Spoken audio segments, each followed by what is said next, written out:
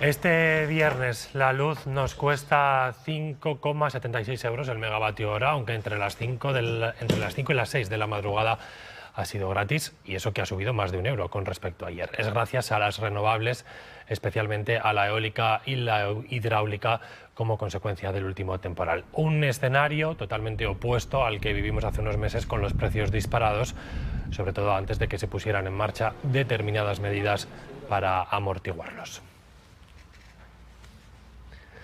Nos acompaña en nuestro tiempo de entrevista Julio Balana, es experto de mercados energéticos del Colegio de Ingenieros de Aragón y La Rioja. Muy buenos días. Muy buenos días, Carlos. Bueno, hoy nos hemos propuesto explicar qué va a pasar, ¿no?, que en los próximos meses, porque hay cambios previstos para el mercado eléctrico, para el mercado de la energía.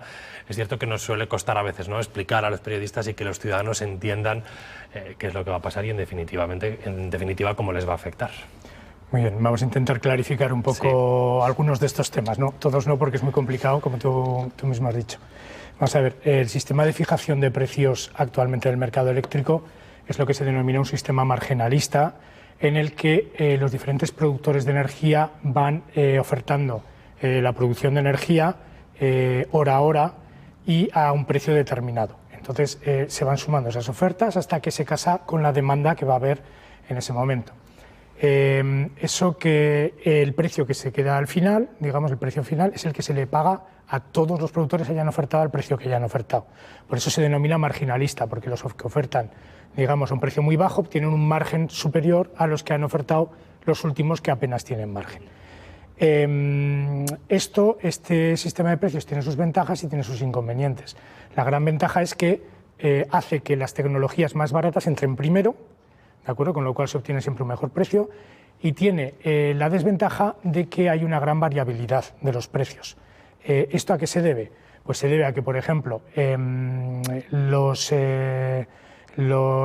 momentos en los que hay mucha generación, como tú has comentado antes, por ejemplo, mucha generación hidráulica, mucha generación eólica y poca demanda, o hay mucha generación fotovoltaica, por ejemplo, en las horas centrales del día, o los fines de semana que hay poca demanda, pues los precios sean bajos. Y sin embargo, en otras horas o dependiendo de las condiciones climatológicas, los precios sean muy altos. Por ejemplo, a las 9 de la noche entre semana, pues siempre son precios más altos. Hay mucho consumo, o en un escenario donde, por ejemplo, no haya generación de energía eólica o de energía hidráulica, y entonces hay que ir a otra tecnología, ¿no?, a otro tipo de generación de energía para que sigamos teniendo el mismo suministro. Correcto, correcto. De hecho, nos hemos acostumbrado a esa variabilidad y básicamente los precios del megavatio hora en el mercado mayorista se mueven entre 0 y 150 euros, lo cual es una banda de fluctuación muy alta. Y estamos acostumbrados, por ejemplo, a que los lunes en prácticamente todos los noticieros nos digan el precio de la electricidad sube un 40% respecto al día de antes, porque el domingo, por ejemplo, es un día en el que las empresas están cerradas, en el que los comercios están cerrados y hay muy poca demanda. Entonces se cubre con energías más baratas. Ahora hay prevista una reforma de la formación de precios para el precio voluntario del pequeño consumidor, que ahora depende directamente de este precio horario del mercado mayorista. Entonces, lo que se pretende es disminuir esa volatilidad, ¿de acuerdo? ¿Cómo se va a hacer? Bueno, pues hay un mercado que se denomina de futuros, en el que se vende la energía con unos horizontes temporales diferentes al horario. Entonces, pues se vende pues, a un mes, a 3 meses, a un año vista. Entonces, suelen ser mucho más estables, esos precios no suelen tener esa variabilidad. Entonces, lo que se va a ir haciendo es meter un componente de esos precios en la formación del precio del pequeño consumidor, digamos. Y eso nos va a permitir, supongo que va a ser una medida, ¿no?, que se va a ir notando poco a poco, pero en definitiva nos va a permitir que no hablemos de esta volatilidad, ¿no?, de estos cambios tan bruscos. Hacíamos alusión al inicio, hay que pensar en unos meses atrás, pero aquellos meses en los que hubo unos precios de la luz disparadísimos por distintos motivos, ¿no?, por un contexto que también tiene explicación. Pero es uno de los objetivos, ¿no?, intentar que se estabilice el precio. Efectivamente. Lo que se van a obtener son precios más estables, como tú has dicho, entrará de forma progresiva. Así lo que se va a hacer es, en el año 2024, el 25% del precio del pequeño consumidor se va a formar con esta cesta de futuros que hemos dicho. Se irá incrementando este porcentaje. En el 2025 será de un 40% y en el 2026 será de un 55%, de forma que el precio, digamos, horario diario vaya perdiendo importancia, sin perderlo de vista, porque es importante para fomentar la eficiencia energética en el sentido de que se consuman las horas más baratas del día. ¿Vale? Hablábamos del contexto, ¿no?, que genera esta volatilidad. Por ejemplo, nos acordamos de lo que pasó con el gas, ¿no? Estalló el conflicto en Rusia, entre Rusia y Ucrania, el conflicto en Ucrania, y eso disparó. Bueno, tuvo una serie de consecuencias. Ahora hay otro conflicto, está la guerra entre Israel y Hamas, y enseguida pensamos, ¿no?, cómo nos puede afectar eso a nivel de consumidor. También cambiando, ¿no?, ese sistema, esa forma de calcular el precio, podemos amortiguar los impactos del exterior que nosotros no podemos prever. Efectivamente, o sea, aquí lo que se pretende es que los cambios sean de forma bastante menos brusca, que sean precios mucho más estables, y de hecho ahora en el Consejo Europeo se ha llegado a un consenso para reformar un poco lo que es el mercado eléctrico e intentar que estas variaciones pues sean bastante más, digamos, predecibles y amortiguadas, ¿vale? Esa reforma a la que hacía referencia, ¿no?, en Europa, la reforma del mercado eléctrico, que en cierto modo se ha vendido como un éxito del consenso de prácticamente todos los países, incluso España, ¿no?, que parece que ha encabezado esa negociación. ¿Cuáles son las claves de ese cambio? No sé si son cambios ambiciosos o se han quedado en unas medidas más conservadoras de las que se esperaban. Bueno, en principio, por ejemplo, la propuesta española inicial era muchísimo más ambiciosa, pero aquí hay que tener en cuenta que hay muchísimos países involucrados y que cada uno tiene sus propios intereses. Al final, digamos que se ha quedado un poco en café para todos, ¿vale? En ese sentido, se va a mantener el sistema marginalista que he comentado antes de fijación de precios, pero se va a amortiguar también con una serie de medidas. Hay una serie de líneas de actuación. La primera es que los estados van a tener que fomentar lo que los denominados PPAs, que son Power Purchase Agreements, que son contratos directos entre productores de electricidad y consumidores de electricidad a largo plazo. Entonces los estados van a tener que fomentar este tipo de contratos, bien creando un marco legal adecuado, eliminando trabas o dando garantías estatales para el cumplimiento de esos contratos. Esto lo que le permite al productor es tener un precio de referencia fijo con el que ir a financiarse, porque ya tiene un contrato, y al consumidor, normalmente industrias, las grandes industrias y demás, lo que le permite es tener un precio fijo para la energía que va a comprar. Otro de los aspectos que ha creado más polémica ha sido en los contratos por diferencias, que consisten en lo siguiente. Ha creado mucha polémica porque al final es una medida muy intervencionista, porque lo que hace el Estado es, cada uno de los Estados miembros, es fijar un precio determinado y el productor va a pool y si gana más que ese precio determinado devuelve el dinero. Y si gana menos, el Estado le paga ese precio. Eso se ha aplicado a diferentes tecnologías y ha sido uno de los puntos de mayor fricción, porque hasta que Francia no ha obtenido que la energía nuclear se metiera dentro de estos contratos, de la posibilidad de estos contratos por diferencias, pues no ha dado su acuerdo. Y crea polémica porque Alemania piensa que puede ser utilizado por Francia para rebajar el coste energético de sus empresas y por lo tanto aumentar su competitividad. Cada país con sus sensibilidades, ¿no? Francia con la apuesta por la energía nuclear, Alemania todo lo contrario, ¿no?, que había apostado por otra línea. Y bueno, también las empresas energéticas, ¿no?, las empresas de gas, las nucleares, las de carbón, que también quieren garantizar que su negocio salga adelante. Ahí también hay un mecanismo, ¿no?, para compensar a todos, digamos. Sí, ahí están los denominados pagos por capacidad, y es que, digamos que para cubrir esa variabilidad que hemos dicho antes de energías renovables, puede haber momentos en los que no se disponga de energía, es decir, no haya sol, no haya viento, o estemos en una época de sequía y no podamos hacer funcionar las centrales hidroeléctricas. En ese caso, lo que se hace es hacer unos pagos por capacidad a las centrales que sí que pueden estar disponibles permanentemente. En este caso, los grandes beneficiados en esta reforma han sido las centrales de gas, principalmente, y las centrales de carbón, a las cuales incluso se les han suavizado los criterios de emisión de gases de efecto invernadero para, digamos, facilitar ese acuerdo. Otros grandes beneficiados pueden ser, en este caso, los almacenamientos energéticos de los que hace falta, que es cuando hay exceso de energía, hay mucho viento o hay mucho sol, poder almacenar esa energía, bien en forma de bombeos, es decir, bombeando agua de un embalse inferior a un embalse superior, para utilizarlo cuando haga falta, o bien en forma de baterías, que es una forma incipiente porque está empezando a arrancar ahora y hay que fomentar, digamos, esa utilización. Ese es el gran reto, ¿no?, para las renovables, ¿no?, más allá de la implantación o el desarrollo de parques y de plantas en el territorio, hay que almacenar la energía que se genera, porque si no, actualmente se pierde, ¿no? Bueno, realmente no se pierde, sino que se deja de generar, pero vamos, sí, efectivamente. Ahora, por ejemplo, se ha dado un fenómeno y es que se está poniendo en servicio muchísima generación fotovoltaica. Entonces, en las horas centrales del día los precios han bajado, y han bajado porque hay muchísima energía. En el Plan Nacional Integrado de Energía y Clima es muy ambicioso en este sentido, entonces se va a promover mucho la instalación de energía solar fotovoltaica y energía eólica, con lo cual cada vez va a haber más momentos en los que va a sobrar o energía eólica o sobrar, entiéndeme, va a haber exceso de energía eólica o energía fotovoltaica. Entonces el reto es poder almacenar esa energía para utilizarla cuando haga falta de verdad. ¿Vale?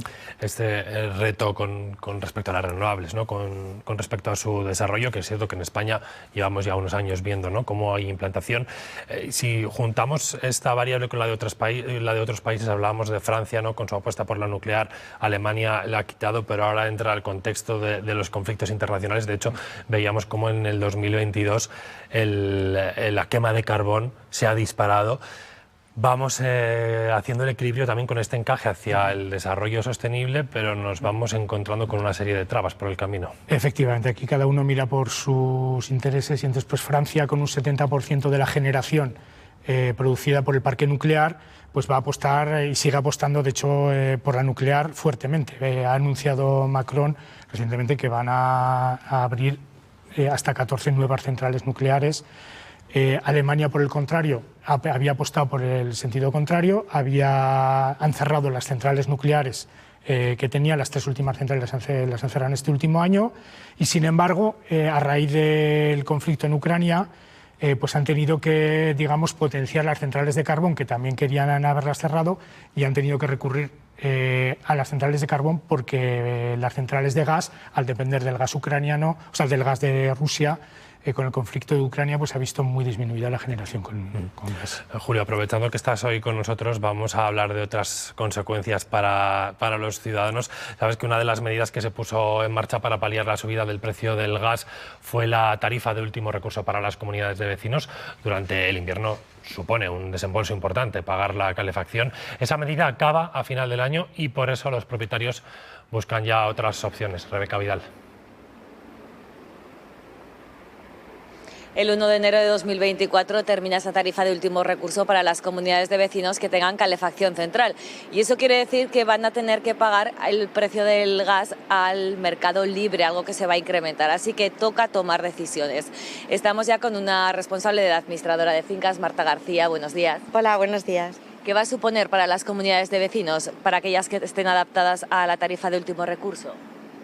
Bueno, pues como bien estabas comentando, a partir del 1 de enero del 2024 pues finaliza la tarifa TUR, que era la tarifa de último recurso, porque evidentemente en el ejercicio anterior hubo unos precios desorbitados y bueno, pues teníamos esperanza de que este año se pudiera prorrogar un año más, pero definitivamente, pues según indicaba el Gobierno, pues ya vamos a prescindir de ella y vamos a tener, como bien que estabas diciendo, que asumir los precios en el mercado libre, que serían los precios indexados que se comentan.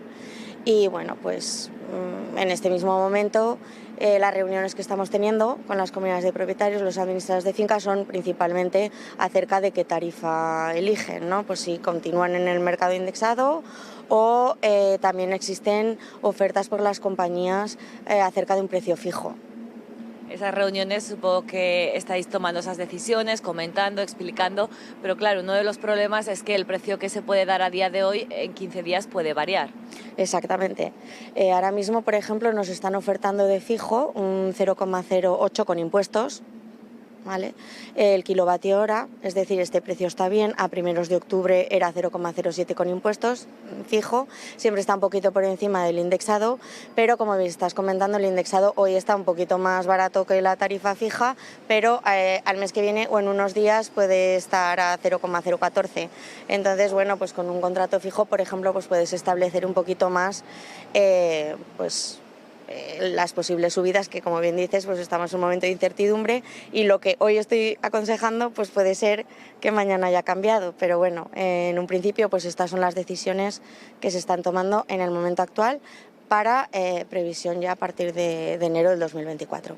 Hay comunidades de vecinos que entiendo que tienen sus cuentas más ajustadas. ¿Se están tomando ya decisiones como recortar el número de horas a las que se enciende la calefacción, por ejemplo? Sí, en ese sentido, igual que el año pasado comentamos que estábamos tomando unas medidas de ahorro, pues este año evidentemente continuamos. Estamos estableciendo pues una reducción de horarios de encendido de la calefacción, por ejemplo por la noche evitar la calefacción, establecer unos horarios durante el día, limitar también los grados, reducir un poco más los grados.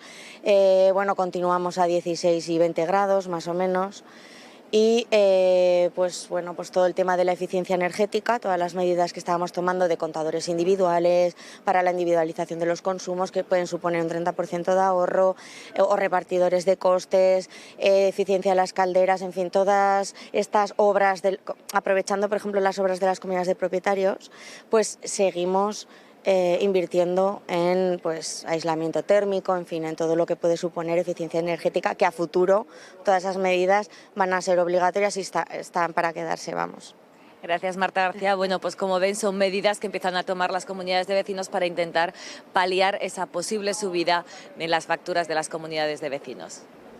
Gracias, Rebeca. Hemos cambiado, Julio, hablábamos antes de la luz, de la electricidad, en el caso de las comunidades, ¿no? Y del encendido de la calefacción les afecta todo lo que tiene que ver con el gas y que en cierta medida, bueno, pues ya tienen que empezar a pensar, ¿no? ¿Qué va a pasar a partir del día 1 de enero?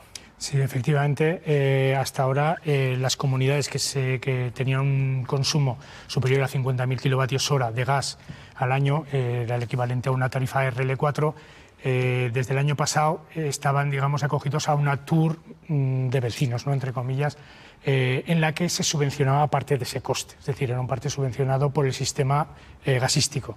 Entonces esto se les acaba ahora y es más, los que se hayan acogido a esa tarifa y no hayan implementado las medidas que se les pedían, por ejemplo, de contadores individuales, de repartidores de costes y demás, pagarán un recargo con carácter retroactivo sobre la energía que hayan consumido con esa tarifa. Esas medidas, ¿no?, que se exigieron para la eficiencia energética. Hubo otras dentro de un decreto que acaba de terminar ahora con el inicio de noviembre, además con bastante polémica, ¿no?, porque hubo rechazo con esa famosa la fijación de la temperatura para el aire acondicionado, para la calefacción, las medidas que tenían que poner en marcha los negocios. Vamos a ver si la Administración nos cuenta si ha funcionado o no. Vosotros, como expertos, ¿creéis que ha tenido un impacto real en el consumo? Ha tenido un impacto muy limitado. Yo entiendo que ha tenido un impacto limitado. Digamos que no ha habido ninguna forma de controlar el cumplimiento de esas medidas, que si nos acordamos pues era limitar a 19 o 27 grados refrigeración o calefacción, cierre automático de puertas, etcétera. Digamos que era una medida que luego ha tenido muy difícil en algunos casos aplicación, porque por ejemplo la instalación de puertas automáticas, los instaladores se vieron desbordados y luego las calefacciones y refrigeración no había ninguna manera de controlar que eso se estaba cumpliendo, con lo cual yo entiendo que el impacto ha sido limitado, realmente limitado. Pues Julio, te agradecemos que hayas estado hoy en Buenos Días Aragón. Seguro que hemos contribuido a que en casa entiendan un poquito más la factura y lo que va a pasar en los próximos meses. Gracias. Muchísimas gracias a vosotros.